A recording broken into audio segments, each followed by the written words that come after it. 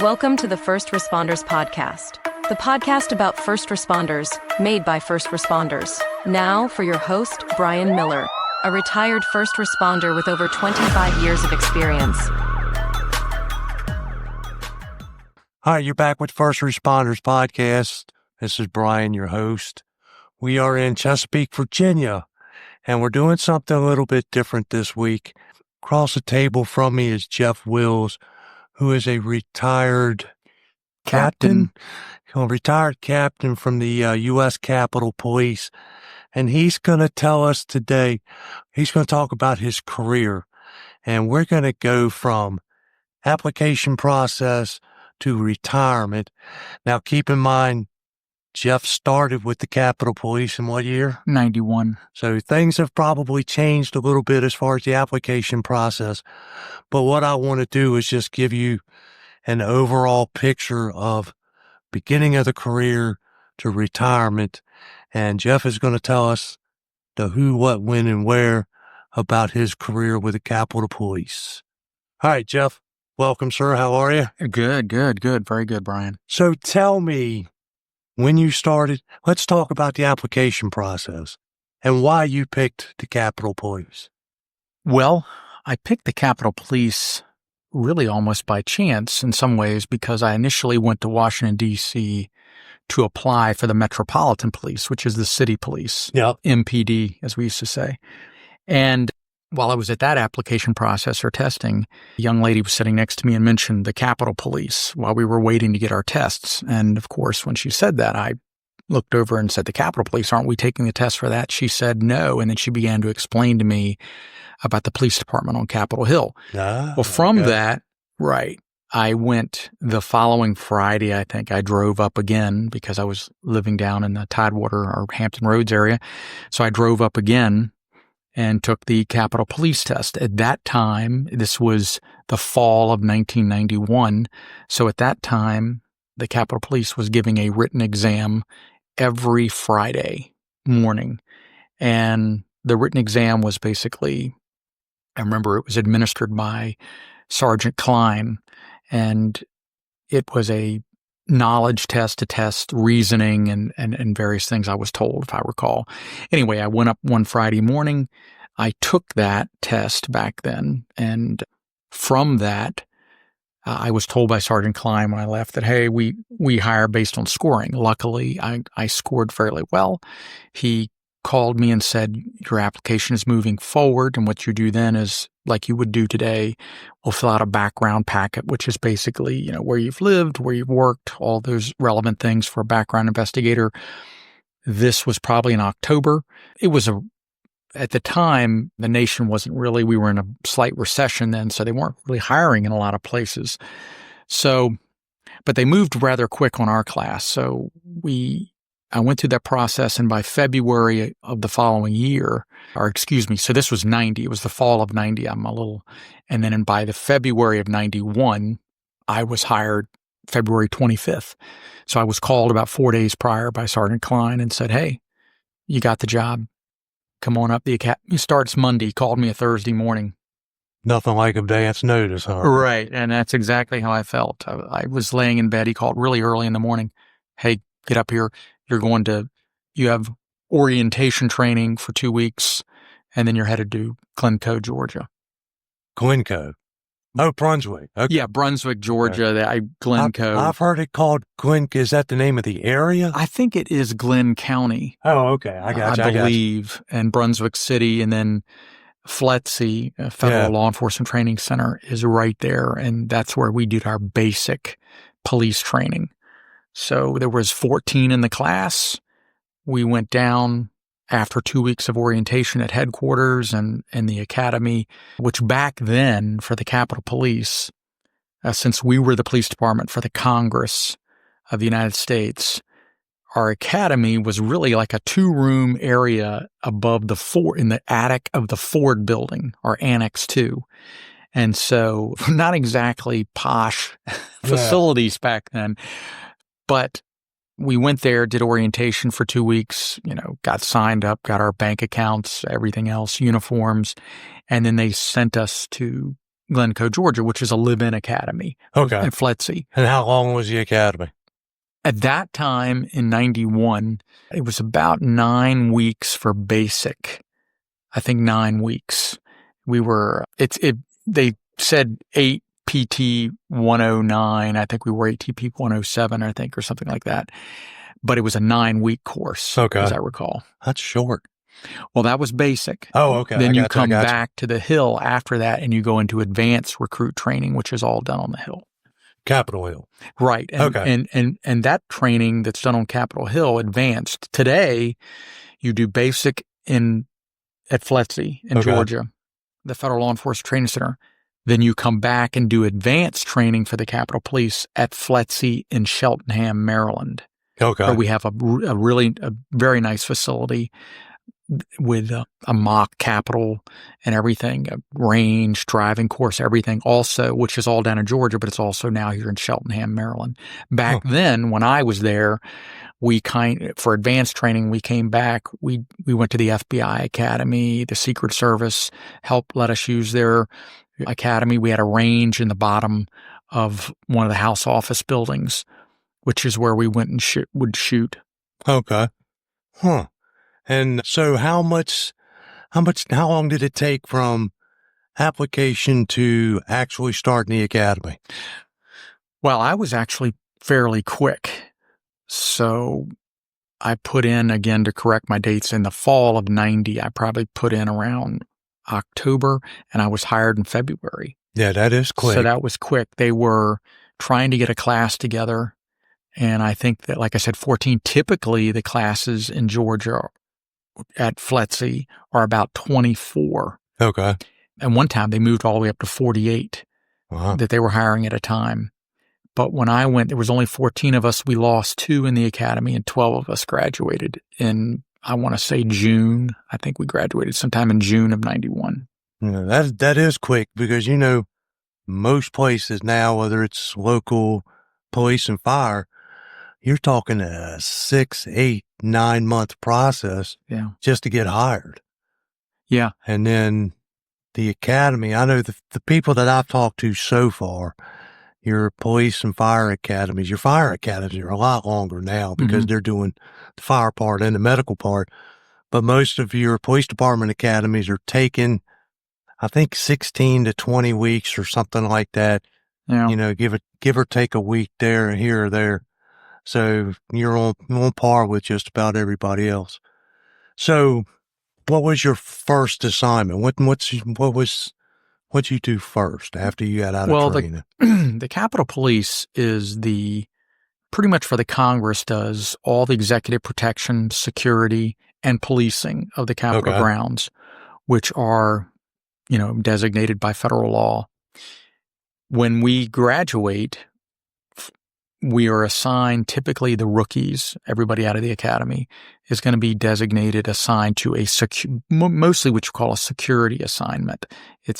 So you would get the Capitol building and grounds, or you might get the House office buildings and grounds, or the Senate buildings and grounds. Okay. Some people might get patrol division, obviously with cruisers patrolling the area or motors, things like that. But most of the time, everybody there. So when I got out, I was assigned to the Capitol Division, C3, as we used to call it, Capitol Division, 3rd Relief. So it was 3 to 11. And if I remember, I think my shift was probably 20, 25 that would show up. And we would have our roll call, which was, instead of muster, they called it roll call for us. And it was in the Capitol building itself, down in the terrace level, almost like basement sort of. And so that's where I was at, working 3 to 11, and I had probably like Tuesday, Wednesday off, I think, or something like that. And all of us just got divided up that way. Some went to midnight, some went to evening shift. I don't know that anybody went to day shift.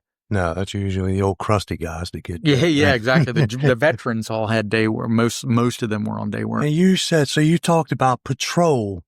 What kind? I don't know how much information you can divulge, but how much area are you talking about patrolling? The Capitol Police patrols, so the primary jurisdiction basically is H Street in the north, which is on the other side of Union Station. It's P Street or the South Capitol Bridge in the south, which is down past the stadium, the National Stadium. It is 3rd Street in the west and 7th Street in the east, as I recall. That's the primary jurisdictional area we have authority, which is fairly large for us. It's 90 square blocks, I think, or something someone called it one time. And then we have also probably I would call it a defined jurisdiction in the rest of the city, meaning for certain things we could pull you over, certain crimes of violence or certain offenses. And then, of course, we had nationwide jurisdiction So the Capitol Police has national jurisdiction. Well, we had nationwide jurisdiction during protection assignments of members of Congress I got you. and their families or whatever. Anytime the Sergeant at Arms, which is the police board of the Capitol Police, it's the House and Senate Sergeant at Arms and the Architect of the Capitol. Basically, I guess you're falling under the police board's authority.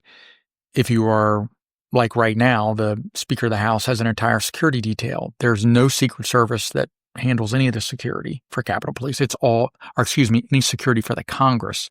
That's all Capitol Police. It's all Capitol Police Really? in suit and tie. Yeah, that's all Capitol Police, special agents. Well, and that teaches me something because I always thought it was Secret Service. No. And a lot of Americans do, but if the Speaker, the President Pro Tem of the Senate, the Majority Whip, the Minority Whip of the Senate or House, they have security details with them, and all of those people are Capitol Police, but they have authority. As long as they're traveling with a member, they have they have the same jurisdiction as a U.S. Marshal. Okay. Basically, while they're traveling with those people.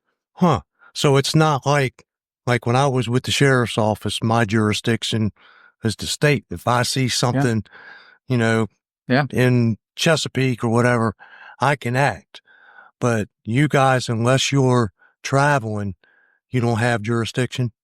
That's correct. Outside of the you would not. Capitol. No, there were various discussions, especially when Chief Gaynor was there about various extensions of the jurisdiction.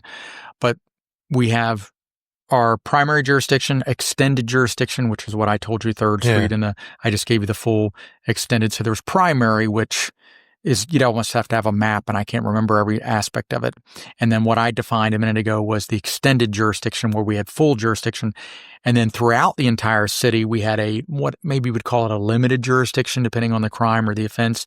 And then nationwide, you would have protective, basically, jurisdiction if you were traveling and protecting members of Congress. God, it seems like it would take you 20 minutes just to figure out whether you had jurisdiction over something. In the academy, the jurisdictional part of the training I can remember a lot of it because you were trying to understand, when you could act or what you could do where you were at. So if you're on patrol, say you're in your primary jurisdiction, which is the Hill, correct? Mm-hmm. And you're on patrol, what are you doing? Are you doing speed, writing tickets? Most of the time you are, the Capitol Police is proactive, meaning you are a presence to prevent. You are allowing the legislative process. You are protecting an institution, basically. And so the idea is to keep the grounds and the capital of the United States as, free of disruption and ensure that it's orderly. Now, what does that mean? It means we do have a lot of the same things that happen in any other jurisdiction, from thefts to assaults to you name it, here and there that happen. And the officers, we have detective division, wow. we have CID, we have threat assessment. Now, you remember, we have those, but they are related to the entire mission. So we have a criminal investigative division. We have a threat assessment division, which assess threats against members of Congress. We have an intelligence division, our section, I want to say. So when you were working, and you may not be able to tell me, when you were working, how many people did the department have? I want to say when I came on, it was 1,100 or 1,200. Wow. When I got there, it's probably close to 2,000 now. That's a lot for a little area. Yeah. Well, when you consider the mission. Yeah. So consider that how many special agents have to be available to do protective assignments. Yeah. Then consider hundreds of officers that need to patrol the street and parks and various other assignments. Then consider all the officers that have to be in the buildings, tunnels, subways, and you start to add up, and then you divide that across 3 shifts. Yeah. And then you have to allow for, as you know, days off, everything else. So you end up needing, in fact, I remember, I think we had some surveys done while I was there over the years, and most of the time those surveys were saying that we were understaffed for the responsibilities we had. I would have never imagined that department would be that big, because you see, and again, like you said, a lot of them are in plain clothes. Because when you go, you watch TV and they're talking about the Capitol and you see Capitol Police, the only ones you see are the guys in uniform. Well, the vast majority, the Uniform Services Bureau is the largest bureau. And so, yes, the vast majority of Capitol Police are going to be in uniform, but there's going to be quite a few that are in plain clothes assigned to the Dignitary Protection Division. I think they're actually they need so many because what I read, and they were working on this, I think before I left, I'm not sure, but I think they were working on field offices in various parts of the country. Those officers would be related to threat assessments. Oh, really? Yeah. So if you threaten a member of Congress, that is a violation of the law. I thought the FBI handled all that. Or Secret Service. No, the Secret Service does not handle that. The Secret Service would handle threats against the president. Oh, okay. Or the vice president. I got you. Okay. That might be what I'm thinking. Or maybe even cabinet members. But if it's a threat against a member of Congress, yes, you could relay that to the FBI office to ask them to do it. I got you. But Capitol Police primary mission is the protection of Congress. So I believe I think there's a field office in Tampa. I think there's one in California somewhere. I think they opened one in Texas. Anyway, I know they were rolling into that. And I know in hiring right now, they're hiring people directly to these special agent bureaus now, like Dignitary Protection, Threat Assessment. They're hiring them directly if they need you in Tampa or whatever, they're going to hire somebody in Tampa. That way they don't have to.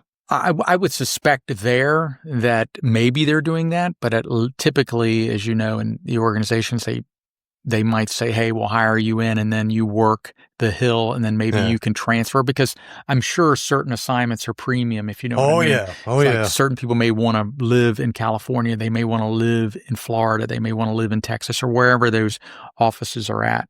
So maybe that's more senior people, I'm guessing. So let's talk about some of the positions that you held while you were there. You started out in patrol. No, I started out at the Capitol Division. Okay. And then from there, I worked for about 4 years. At the Capitol on evening shift, I was promoted to sergeant in 95. I want to say about 4 years or so. And from there, I was initially moved into the communications division, but that was a short period. They transferred me after that as a sergeant to the Senate division evening shift, which I was there for a while. I remember a lot of activity there, patrol activity. And then I went to day work on the Senate division. From the Senate division in the late 90s, around 2000, I was promoted to lieutenant. I think it was 2000. And I went to the Senate chamber section. Now, the Senate chamber section, I was a section commander, and that section of officers is in the Capitol, and it handles all the direct security around the U.S. Senate chamber when it's in session, even when it's out of session. And so I went back to the Capitol in 2000, and I was there during 9/11, actually. And that had to be an absolute madhouse.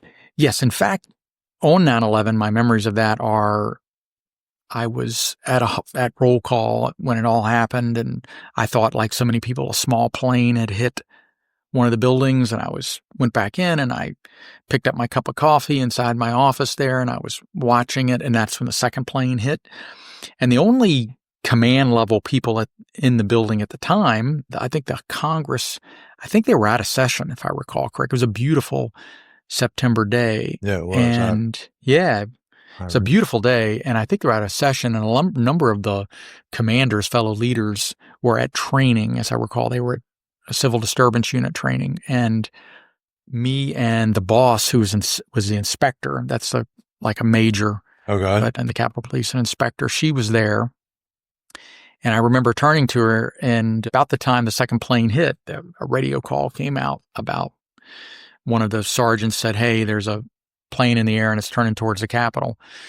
And I remember looking at her saying, "Did you hear that?" And I just recall back then you could actually smoke in the building. And back then and she had a cigarette and she burned it down about an inch saying, "Yeah, I heard that." And she put it out and we ran out, and me and her did, and listened to the radio. And it was a lot of, like you said, a lot of pandemonium almost happening, people trying to figure out what was going on.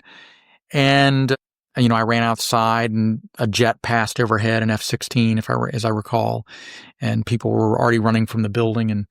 And basically I went to talk to her, and she stayed, I think, to the west front. And then I went to the east front of the Capitol. The Capitol has no back. It has two fronts, east and west front. Oh, wow. Yeah. And so I went to the east front, and I remember coming out. The building was eerily quiet when I ran back through it. And I got out on the east front, and I remember back then you had these, they called them eggs. They were the eggs, we affectionately called them. They were drives where there were parking areas and little roads, and then there was grass. Gotcha. And I remember running up to the wall. There's a little short wall there, and the area was filled with shoes, ladies' shoes, because they had kicked them off as they ran. Oh. And so I looked around, I'm like, what is all these shoes? I think I saw one hanging in the trees, but they had just kicked their shoes off while they were running out of the building, because the building had. And it's, for lack of a better term, funny when you hear, now you're the second person that I've talked to that was in DC that day. And I can't remember, but the other guy that I talked to noticed something just as odd as you notice in the shoes, because you think about, things that you think you would remember. You would think you would remember something big, but the shoes, and I can't remember, because I talked to a guy a couple of years ago that I was actually working with that was DC cop that was there that day. And he remembered something that was just as kind of odd. You think about, that was such a monumental day, and the big, your biggest memory are the shoes. Yeah, it stood out because I think when I walked up and looked, like I said, it was eerily quiet, even out on the east front. Now, the Capitol Police, we were doing various things, and the radio chatter was going, but the grounds themselves were empty almost, it seemed. And you can't see the Pentagon from the Capitol, can you? No, I heard the plane hit the Pentagon. I heard the explosion. It was, it echoed through the city when it hit. The Pentagon is just across the Potomac River. If you look down across the mall looking west, the Pentagon is just across the Potomac River near 14th Street on the other side. And when it hit, you heard it. It echoed through the city. And at that point, what was happening was my boss, the inspector, was setting up sort of incident command at that point, a command post, and at the South Barricade. And we were beginning to position the officers we had in away from the building, obviously because of planes in the air, and trying to basically, I think at that point, everybody was, assessing what is happening, because no one knew what exactly was. We obviously knew we were under some type of attack. That was obvious, but there was a lot of information, that we didn't have yet. And so that's starting to come in, and what we were doing was the job that we should do, which was secure the area the best we could and ensure the safety of people. And the department performed well that day, and we did what we were supposed to do. Well, it's you talk to people about that day, and when that day, I was actually working for the phone company, and we were over at the garage in Norfolk, and I was helping teach a class, and I had just pulled up in the parking lot when the first plane hit, and I remember listening to the radio, or no, we were looking at TV when I got into the building, and one of the people from one of the talking head shows said, oh, there must be something wrong with the guidance system on that airplane. Mm-hmm. And I thought, yeah, no. And I come from a military background, so, we think different than anybody anyway. And then when the second one hit, she played that same card. Oh, that must be. I'm like, no, woman, there's nothing wrong with the guidance. It's terrorism. And, it took them a while to come around. The people that didn't know any better. I remember saying out loud, like I said, I remember having the coffee cup in my hand and raising it up to my lips. And when the second plane hit, I remember saying, oh, well, that was on purpose. Yes. That came right out of my mouth. That was on purpose. Clearly, because when I first came in, the first plane had already hit and I seen the smoke billowing out of one of the towers. And I was just staring at it like, and I wasn't 100% sure what had happened. And then bam, the second one hit. And clearly there was no mistaking it after that second one hit. Okay. This is all being done intentionally. And like I said, at that point, things started almost within minutes or seconds after the second plane hit. It seemed like the radio lit up because at that point, what was happening is the FAA was trying to ground all the planes. And so they were quickly, getting low and violating airspace, if you would say, near, not far off the Capitol, which was creating fear naturally. And, well, I'll tell you, I remember because I had a cousin that lived up in, I don't know whether it was Arlington, Alexandria, or Fairfax, up there somewhere. And I went up to see her the week after. And I remember being on the interstate, riding past the Pentagon and just seeing that gaping hole with the big blue tarp over it. yes. And I thought, oh my, and that's when to me, even though on TV I saw the planes hit, it really didn't sink in until I rode past the Pentagon and saw that big hole covered up in the side of the building. And I don't understand, and we're going off on a tangent here, but to me, I was in the military in the late 80s and dealt with nuclear weapons, and we dealt with terrorism all the time. Right. I had commanding officers who had their cars blown up in front of their houses, and it always seemed to me that at some point our government would think terrorism is going to come to us eventually. And, we learned a long, hard lesson that day. And unfortunately, in my opinion, people are starting to forget, but, sure. All right, let's go on. Let's go on. So after September 11th, you were what, sergeant, you said? During September 11th, I was a lieutenant and I was okay. a section commander of the Senate Chamber section when September 11th happened. But I was there, of course, obviously after September 11th, there were all kinds of operations we were involved in with the Congress. And then from the Capitol there, I was eventually transferred to the House Division, which was a big division. That was the largest section I ever was in charge of. I think it was 175 officers assigned to H2, as we say, House Division, second shift, which is day work, by the way, for us. And I was there, and what I remember most prominently was while I was there at that time, and this would have been in the probably 2002 to 4 or 6, somewhere in there. I think it was after 2002 or 3, but I remember the obviously after 9/11, we had put protocols in place to handle various things, and we had the Reagan funeral where the plane violated the airspace, and we had to evacuate the hill. And I remember that because I remember for the first time, hearing the dispatcher call out the signal over the air that, a red, basically an aircon red. And when she did, I just remember pausing saying, okay, because usually we would have various call outs over the air through our system that we had in place, and it would back off. Someone corrected whatever, but this time it didn't. It was the first time I can remember. And I remember us, running and evacuating people and the buildings emptying out.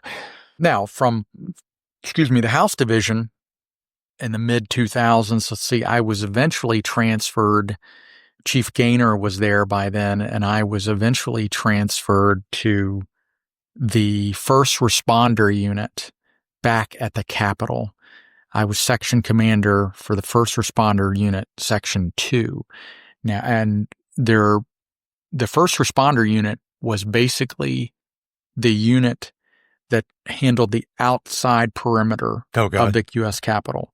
So in that unit, you had motorbike men, mountain bike officers, motorbike officers. You had regular uniform patrol officers, basically doing foot beats. Okay. You had static posts, so you had barricades where you were screening vehicles when they would come in, and kiosks that were operating various entry points. And we also had M4 long rifle posts, because by then we had were stationing officers around the perimeter. Oh yeah, I can imagine things changed quite dramatically after September 11th, as it should have. And that was a really good unit. I mean, everywhere I worked, there was a lot of fine officers, but the first responder unit was, and part of it is you initially meant back being a rookie. When I came to C3 back in 91, we would periodically have to work with first responders when this House and Senate were out of session. So they put us outside to fill in with them. The Christmas tree, the notorious, oh my gosh, or the Christmas tree, son had to go and stand by the Christmas tree, yes. And so, of course, first responder unit typically had that, but when they were out of session, we would use Capitol Division interior officers that were assigned typically inside, outside. But the first responder unit, I had a lot of good memories everywhere, but a lot of really good officers. I had a great squad of sergeants I worked with. So, and then I'm sorry I cut you off. You had a question though, I think. No. Okay. Sorry about that. So I might have, but I probably forgot by now. I understand. So from there, after the first responder unit, I was transferred to be the inspections division commander inside the Office of Professional Responsibility, which is internal affairs, basically. So back then, when I went in 2006, or I think I was transferred there somewhere, I think it was around then, the Office of Professional Responsibility had the inspections division and the internal affairs division. And I went initially as the inspections division commander and had a team, and we did inspections of standards within the department. Okay. I got you. But eventually the chief left it. There was a lieutenant commander in charge of the internal affairs side, but she eventually left, and I was just put over all of it. Okay. So I had inspections and internal affairs, and then I had a boss who was the bureau. I guess we were bureau level then, who was there. He was probably one of the best leader, or the best leader I probably ever worked with, and I was there. Which, of course, in that office, we did, inspections, did standards and compliance with policy, and internal affairs handled conduct amongst the officers. So we investigate civilian and... I can imagine. And sworn, I should say. With as many visitors as DC gets, and as much interaction as you guys have, your officers with the public, I bet y'all got a lot of complaints just over people. Because, people got to bitch about something. Well, we got, and interesting you should say that, there was always this slew of courtesy complaints with interaction, and that would go, that would ebb and tide, I should say, about that various. And then, of course, you have the complaints between officer and officer over various things that would happen. Yeah, you're supposed to just fight that out, man. Yeah. Well, the mission of internal affairs, back then was we investigate all complaints when they come in. So here's the boxing gloves. Y'all take this stuff behind the building. Yeah. And probably a lot of division commanders and section commanders work that out. And in fact, just so you know how that worked, and for your listeners, typically if a complaint came in, they would have them what they called internal affairs back then, Category 1, Category 2. Okay, I got it. So Category 2 complaints were typically logged with internal affairs, like a courtesy complaint typically, and then sent back to the division. So the sergeant, so they could would handle it and investigate it and determine. Category 1 were higher level complaints, use of force, discriminatory conduct, things that were, or whatever, I don't remember all of them that were classified, obviously crimes, if an officer committed a crime. Those were handled by internal affairs. And of course, whatever the chief would tell us to do, because how that works. Oh, yeah. The chief call over and say, well, I want you to look into this or that. And off we would go.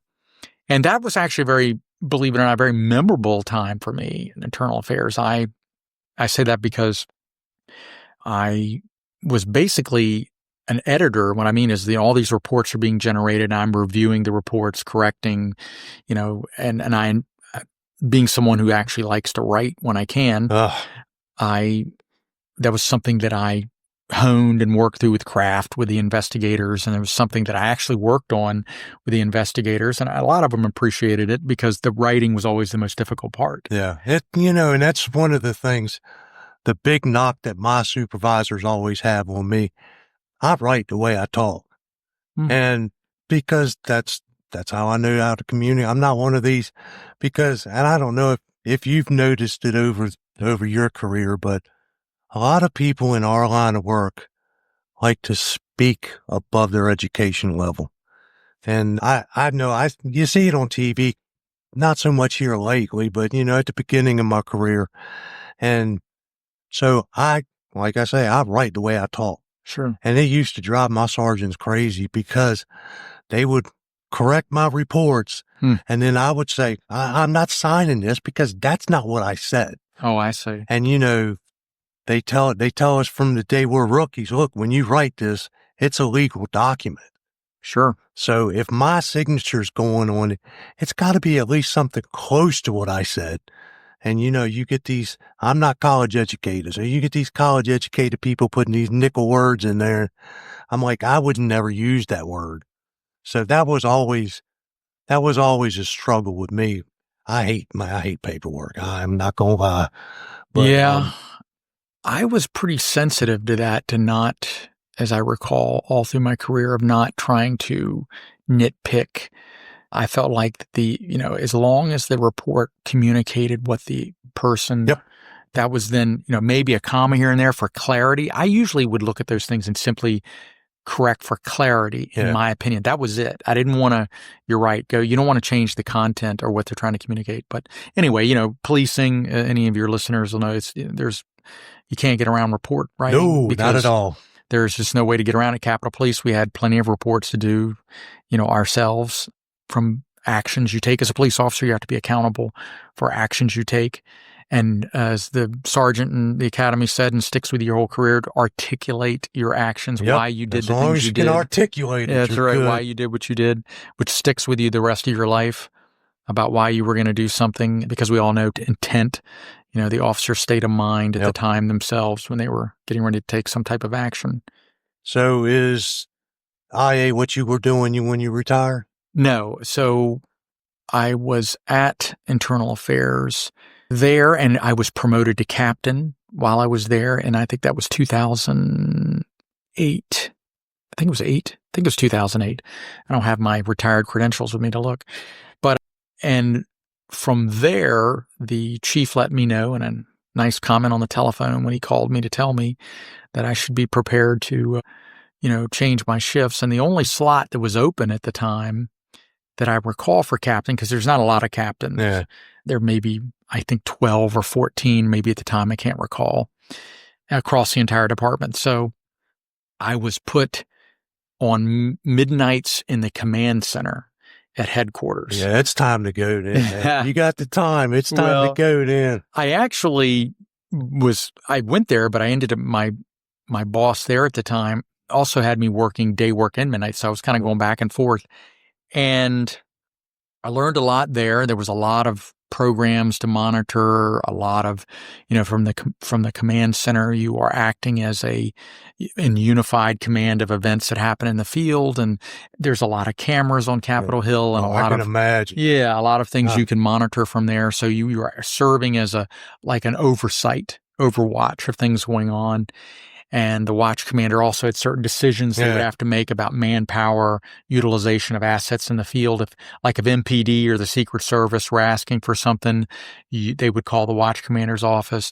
If you were going to, there was various decisions the watch commander would have to make.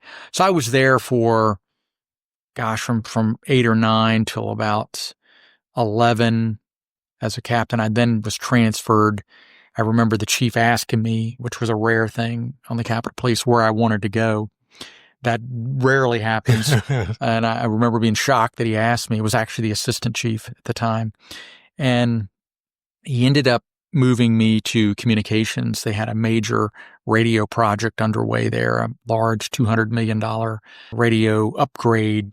That infrastructure and everything had to be done from analog to digital. And his captain had retired there, and so he had no operational leadership in the communications division. So I went there, and we had built new dispatch centers, and it was actually sworn and civilian that worked in those, call takers, alarm monitors, and dispatchers. And so I was there for a while. I think I was there about 4 years. I assisted with that, finished that project up. It was very successful. It was the largest infrastructure project the Capitol Police had done. I was very proud to have been part of that. It was quite a really great system they put in. And then from there, I was transferred. My last transfer was with the library division. Now, to give you a little background on that, when I was hired in 91, the library division, so the Library of Congress, so everybody knows the largest library, I don't know about the world, but it's very large. You have 3-4 buildings, and then there's offsite buildings, and you have grounds around them. And so it's a small division, but they had their own police force. Oh, really? Yeah, the Library of Congress Police, I had no clue when I first got up there. Like the Supreme Court has their own police department. Wow. And we took that over sometime during my career. We took over the Library of Congress.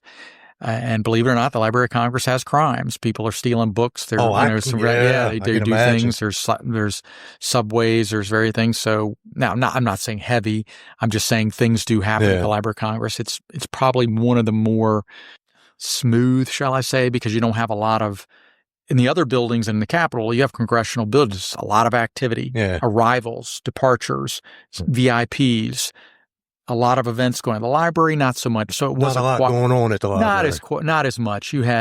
So it was kind of like it was the last post I had before I would retire. I went there in 2016, I want to say, and then I was there until May of 2020. And of course, COVID began in March. Everything shut down. I was at the library, but I decided that it was time for me to go. At that point, I had a little over 29 years, and I was, I had no anticipation of being promoted anymore, or even I wasn't even thinking about it anymore. So I felt like it was just a good time to go ahead and. Well, I think when you get to now knowing what I know from the couple of departments I've worked for, you get to a certain rank where you know what the competition is going to be for the next promotion, and pretty much what your chances are. Right, sure. Yeah, and I felt like, no, I wasn't. And I didn't have the interest, to be quite candid about you. And that's not necessarily, may not have been a good thing, probably. But I had a great boss where I was at the library at the time, a librarian. I had a great team of sergeant, lieutenant, wonderful people, great officers. Like I said, my experiences in the Capitol Police, we had a lot of we had our issues. But every department does. Right. We do. Every workplace has. And I can tell you, compared to some of the other agencies, when I was, for example, in internal affairs and corresponding with them, we had less of the serious issues that they were having. Yeah. I can say that knowing exactly what I was told. But we had our complaints and issues, but we had a lot of really, for whatever it is, and maybe it's the Capitol Police way or it becomes the culture, but there was a lot of, which can, in some ways, you end up, because think of the Capitol Hill like a military installation, which is, we were the MPs. Yeah. And that's some way to look at it. The Capitol Hill is a reserve, a military installation per se, kind of like. Yeah. And the chief is the, provost or whatever. And we were the MPs. So. Just remembered what that question was. Oh. Because you were talking about, I want to go back to the application process real briefly. Sure. Polygraph, was that part of your hiring process? Yes. The polygraphs, you go through the typical process of written test. Now they have a physical agility. Can't remember us having one back when I first hired, but now you have a physical battery agility. You have to complete background, polygraph, psychological, Mine was at Georgetown University Hospital, as I recall. I had to go and take, it was like an all-day thing when I came up for it. Well, and I always ask about the polygraph because I started in 2001, and that was part of my process. And back then, everybody took a Right. polygraph.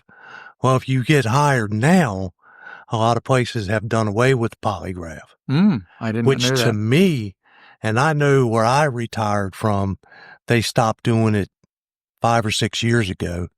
And in that time, you can see where the behavior has changed, and you get people doing more questionable stuff, because I think personally, you take that polygraph out, and it opens up your hiring field because you're not eliminating people because of that polygraph. But I also think it opens you up to more questionable behavior, because I can't talk about the Capitol Police, but I know for a fact the departments around here in the last 10 years, you've had officers doing some shady stuff. And I think doing away with the polygraph plays a part in that. But that was the question that I had forgotten. Yeah, the polygraph, as far as I know, they're still conducting them. Yeah. Again, it's been a while, but it's a tool.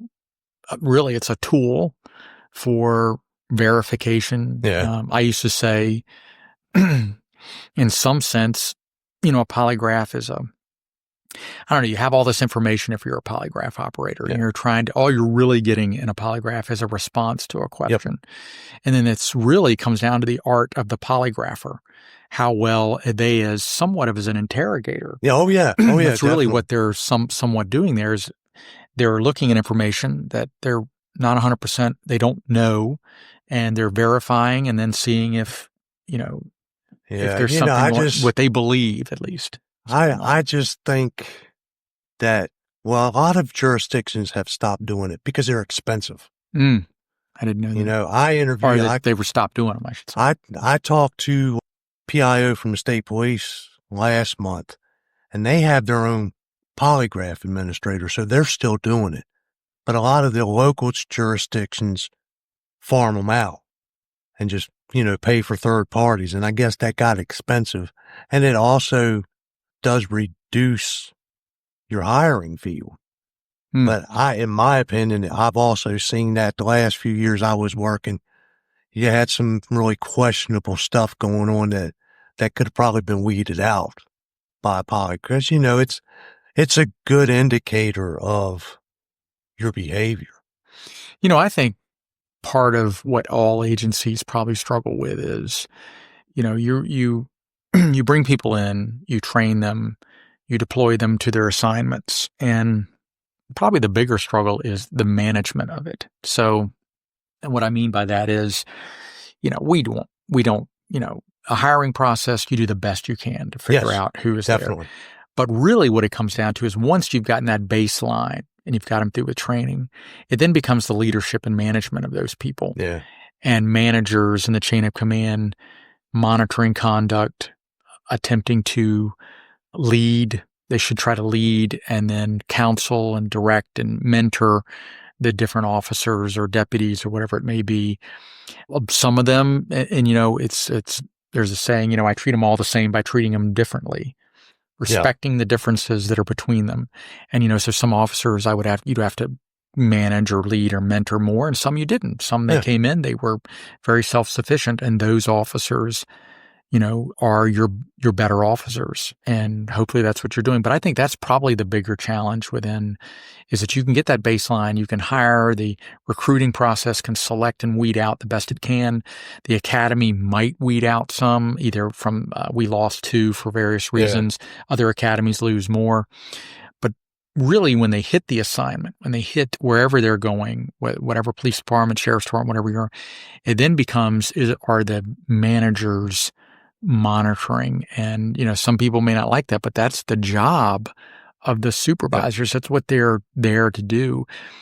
And a lot of times, you do have to, especially in police work where you're going to be on your own a lot, you're going to have to let them see how it works, get out there and whatever. But at the sergeant, especially the sergeant, which is the most critical rank in any police or law enforcement agency, uniform law enforcement agency, because the sergeant is an enforcer. Yep. They are looking at the rules and saying, hey, this is what we need, or come in here for a second. And hopefully if the sergeants have been trained or they have some good natural talent, they can help, because I remember actually that some of the people that I have the fondest memory of are sergeants that mentored me, talked to me, saved me from myself by, being very, I had a sergeant that had been a retired Navy guy, and he was, this guy was really, able to talk to you and bring you along and almost fatherly like. And then I had another sergeant that was, really professional, very, spoke extremely well and encouraged me in a lot of ways. The sergeant, again, I'm on my third sergeant here down at the FLETC. When I first went through, I was so impressed with him, and he actually did what I mean is he was the sergeant that handled all our physical techniques. He took us for a run at the mat room. This guy was just amazing. And I remember looking at him saying, I want to be like that guy. But that to me, as I look back now, is what you want in a really good sergeant. You want them to stand in front of a group at the academy, at roll calls, out on the street or whatever. And realistically, we know that's not going to happen all the time, but the lieutenant in the chain of command, when you find those sergeants who are the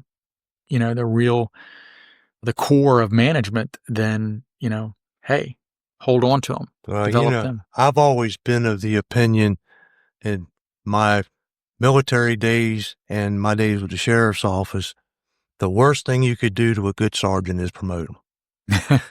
Interesting. And it's not that they make bad lieutenants, but sometimes people serve themselves better in that position, because I would rather have a sergeant who can train me, tell me, like you said, the enforcer, get things done, than have that person promoted and passing that responsibility down the line. Because, you don't, in my opinion or in my experience, you don't hit very many good sergeants or leaders at all. Coming from the military idea of a leader and the civilian idea, whether you're a CEO or a cop or a firefighter, the civilian world and the military world, as far as leadership, is miles apart. In my experience, most of the good leaders that I worked for or worked with were all ex-military guys. And I know, coming straight from college and going straight to the Capitol Police, well, you said you worked for a Navy guy that was.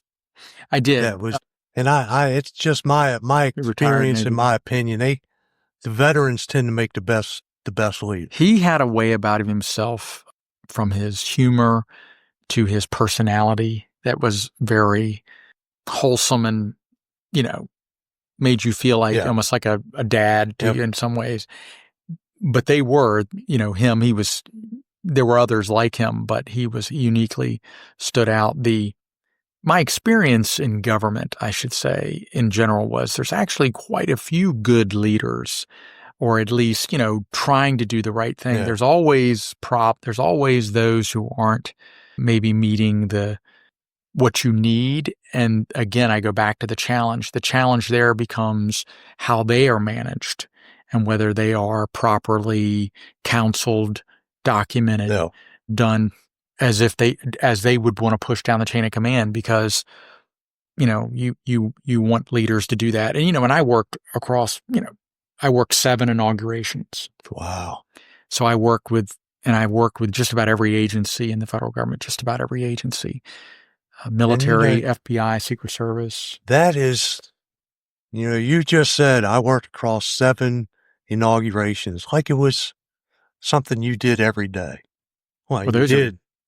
But, like me, dude, I would love to be and I would even care what the political affiliation. Right. Just to see an inauguration would be something. But then again, we as first responders, we do a lot of things that regular people don't get to see and do. I mean, Yeah, the You know? inaugurations were obviously the biggest event for Capitol Hill because you're I swearing in can a new imagine president. The security's tight. Every Capitol Police officer, we're all going to work long hours that day. Typically, it was very cold. I remember my first one; it was absolutely freezing. Who would that have My been? very first one was Bill Clinton's first one. Oh, okay. When I got there, the senior Bush was still a president, but Yeah. he had the election for him hadn't taken place. So my first inauguration or election where he lost there in 92 in CC election would have been in November of 91, which was after I'd graduated, was a rookie. And then in January of 92, Bill Clinton would have taken office. And I remember all the dignitaries pulling up because my assignment in my thick police coat was I was for that first inauguration, I was under the Senate steps. And so all the limousines were pulling up with various dignitaries and them, getting out and walking up and coming inside and then they're headed out to the West Front for the event.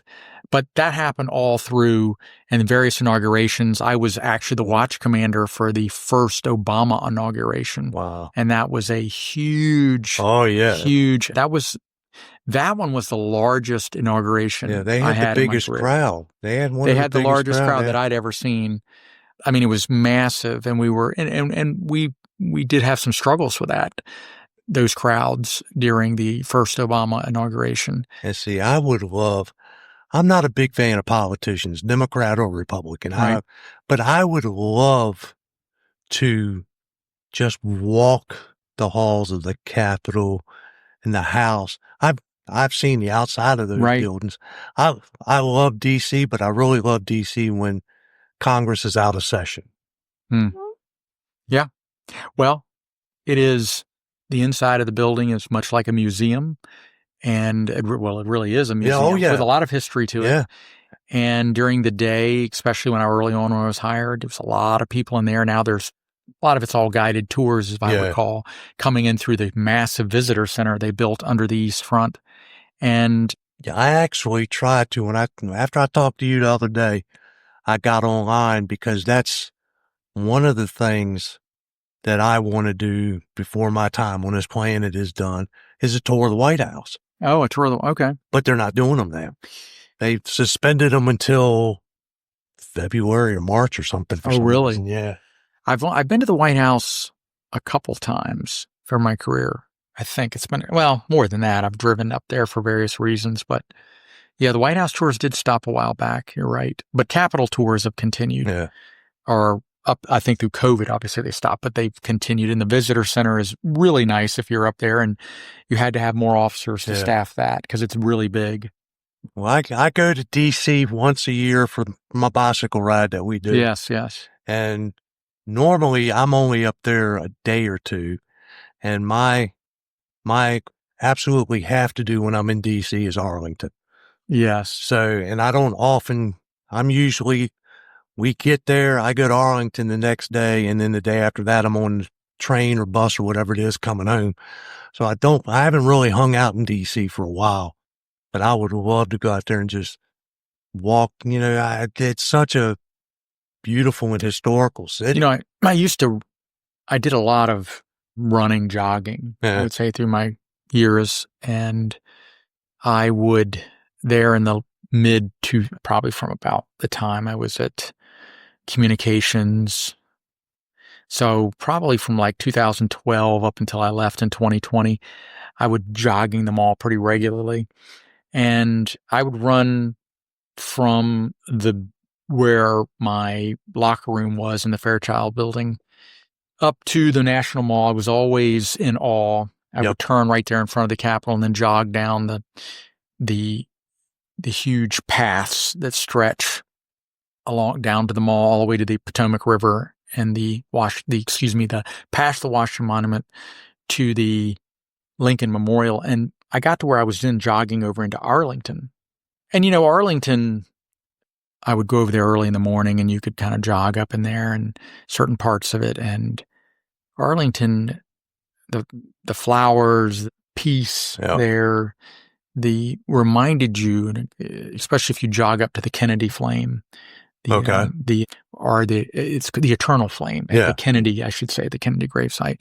It's like, and you look out across that's the city. A beautiful shot, isn't it? And it almost speaks to the words we heard in Saving Private Ryan at the end, where he tells the guy, "Earn it." Yep. Earn it.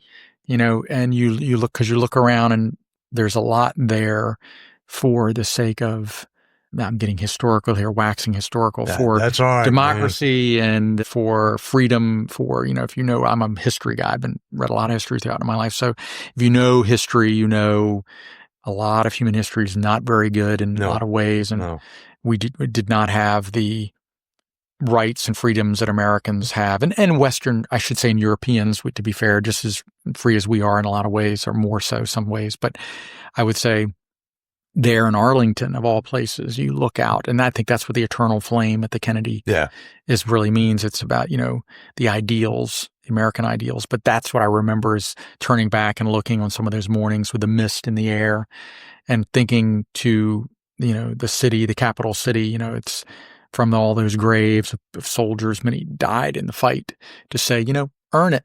Yeah. Try to remember that when you come here. Yeah. All right, let's talk. I've got one last question, and then we'll wrap up here. So let's go back to Capitol Police, because that's what we're supposed to be talking. Sure. You talked about all your different assignments, communications, internal affairs. Do you guys also have like your SWAT teams, your dog handlers, stuff like that? So Yes, we have, U.S. Capitol Police has, I want to say, the largest canine division in the country. Okay. It's a big canine division, because obviously for sweeps and all kinds of things. So we have a big canine, just as anybody who's interested, very big canine division. And yes, we have a very good SWAT team. It's called CERT, Containment Emergency Response. But it's pretty large. That was back when I left, so who knows what it is now. But very good, nationally recognized in some ways. I can remember when they used to do SWAT roundups down in Florida, and they would do competitions. Yep, I remember. Well, U.S. Capitol Police won first place more than once. Really? Yeah. In fact, in one time, now this is memory, if it fails me, I want to say, and I remember being told this by the SWAT guy who didn't think they had a shot, and they went down there, and I want to say they might have went up against LAPD and beat them in the final round. But there's a trophy there in the case, from first place in the SWAT roundup. But so yes, they do have a SWAT team. They do have a bomb team, or a bomb techs. We do have a canine division. So if they've got it in a metropolitan police department, they've got it at Capitol. Yeah, and more probably, because we have the policing side. So you have detectives, uniform division, bomb teams, SWAT teams. Then we have the protection side. So you have dignitary protection, which is a pretty large division. Yeah. They're almost all plainclothes, and they are protecting leadership of Congress, members under threat, various things like that. And then you have, like I said, threat assessment. So that's going to be a plainclothes unit that does assessments on threats against members. So it's a large agency that has a lot of work to do, a lot of demands placed on it. And Congress, relies on them to do that, comes to them. And so it can be, look, you take Capitol Police, you're protecting, you're primarily, you're doing both reactive and proactive policing, but you're doing a lot of proactive. You're trying to keep things from ever getting to the Hill. And remember, as a Capitol policeman, you're always going to be involved also in the fact that deeply woven in that, because you're standing in the shadow of the symbol of democracy around the world. So when demonstrators and people come to the Hill and things like that, we're trying to facilitate their rights and make sure that they're able to do what they want to do, that they have to obey the law. And, So it sounds to me like you would really recommend the Capitol Police as a career. Oh, yeah. I was very fortunate to have been selected. I was a young man. I wasn't 100% sure what I was going to do in life, but that gave me, when I got picked up here, I had a purpose, and I met a lot of wonderful characters. The mission was critical. You're serving your country, the United States Capitol Police. You are serving the country and not just, any specific local jurisdiction.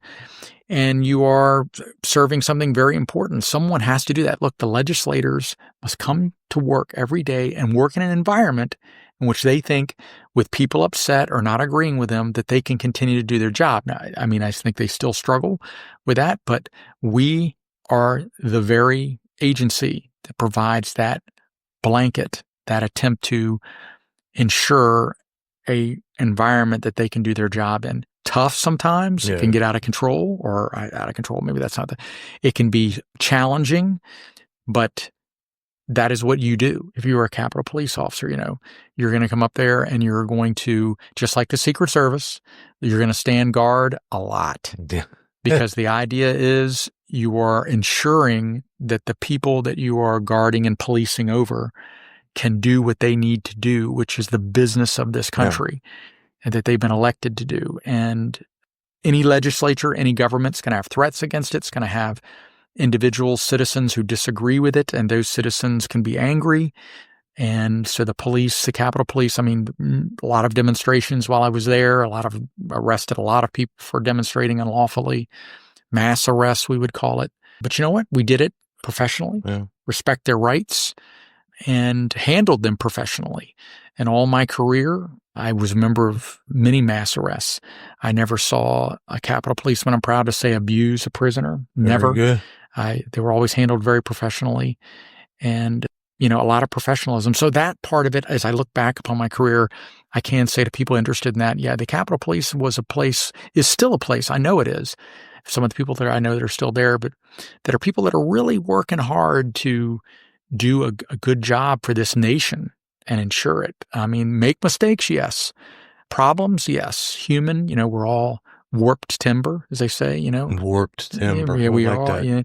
In other words, nothing we do will be straight, in other words, entirely, because it's warped in some ways, but we push on and we do the right thing. So I would say I would highly recommend it if that's what you want to do. Now, if your idea, I will say this to any person, if your idea is you want to just be out on the street all the time, riding around in a car in neighborhoods and stuff like that, well, it would be important for the Capitol Police, and I would do it here, to clarify that we do have a patrol division and motors and we have Harleys and all those things. And you can get that assignment. That is an assignment within the Capitol Police, but it is not typically an assignment you get out of the academy. Yeah. Just like in a sheriff's department, you typically are going to work the jail first. Got to pay your dues first. That's exactly. Right. And the largest contingency of officers do work these security assignments, but then you can move on to detectives, threat assessment, patrol division, K9, SWAT or CERT, you can move on to those, and people do. And most of the time they do. To be candid with you, most of the people I worked with that said they wanted to do those things, they all ended up doing it. They all ended up doing it and getting what they wanted. If they just didn't want to be a Capitol Police officer anymore, then they moved on. But well, that's very cool. It sounds like it would be a good career for somebody that's looking for one. You and I are done. Yes. But if somebody's looking for a good career in law enforcement, sounds like Capitol Police would be a good place to start. All right, well, we're going to wrap this up for right now. Jeff, I appreciate you taking time out of your day to talk to us. Absolutely, my pleasure. All right, guys, that's it for me.